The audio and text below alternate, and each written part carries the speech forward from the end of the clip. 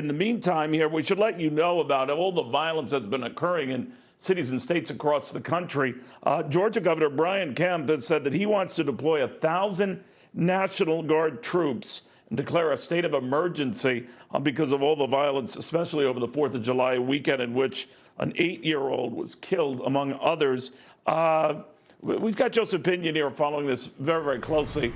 You know, Joseph, when you just add up the deaths and shootings just over the past 3 to 4 days, we're close to 50 deaths, and we're well over 300 folks who got just shot. And I'm wondering, the president's made it clear to those cities and states where this is happening, you can't control it, I will. Are we at that stage now? I think we're 100% at that stage. I think, again, if we're going to have people who criticize President Trump and tell them that justice reform has to mean more than pardoning Alice Johnson, that we have to know that justice for Black people has to mean more than tearing down statues of people who are no longer here.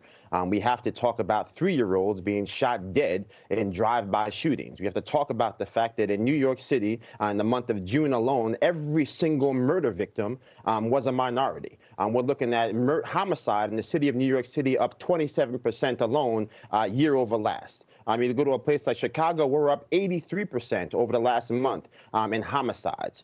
So we are a nation coming undone when it comes to law and order, talking about safety and security for people who need it the most. And so if we're going to make this moment a chance to stand here and say that we need equality for Black people, security for Black people, and justice for Black people, then most assuredly we also need law and order to keep Black people safe. And individuals running around yelling defund the police are clearly missing the forest from the trees.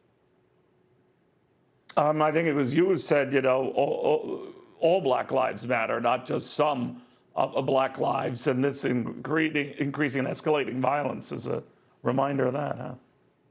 Yeah, I mean, I think when you really break down the core issue here, I mean, what is this moment going to be about? Are we going to talk about the symbols of racism past? Are we going to talk about the substance of reform to have the 21st century that all people deserve? When you talk about what is ailing Black communities, it is not really talking about statues. We're not talking about Mrs. Buttersworth or Uncle Ben.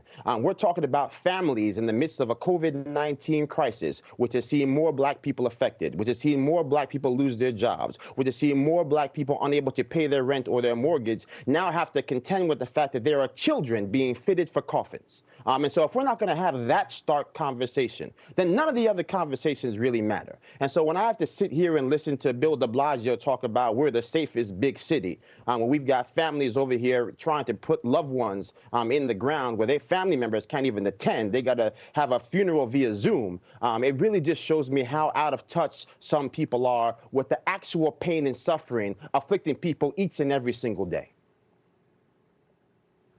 Man, that's powerful, my friend. Thank you very, very much.